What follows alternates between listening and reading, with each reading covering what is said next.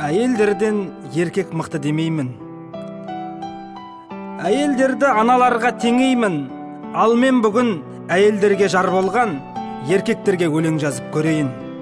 Адам ғұмыр бір-ақ рет берілер, ара тұра еліктірет берілер.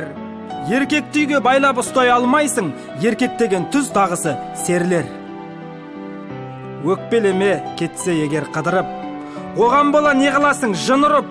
Ошағына оралады қайтадан, бойындағы азабынан тыйылып. Еркек деген Құдай қосқан жарың ғой, еркек деген байлығыңда барың ғой. Білсең егер ұлы сөзде ұят жоқ, еркек деген күнделікті дәрің ғой. Еркек деген еркелеген еркен ғой, еркек деген қорғап жүрер желкен ғой. Еркек деген жаурағанда қарағым, еркек деген жамылатын көрпен ғой. Бас ауырса беріп тұр аздап арағын, әкесі ғой ол сен туған баланың.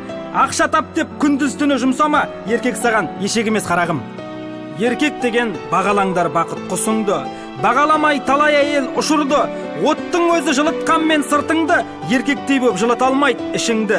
Жамандықты еркектерден көреміз, айқайлаймыз, ұрысамыз, сөгеміз. 30 жылдан осырақшалы артық деп бұрын талай айтушы еді әжеміз. Жақсы әйел жөнге салады тентекті, жаман әйел жер қылады еркекті.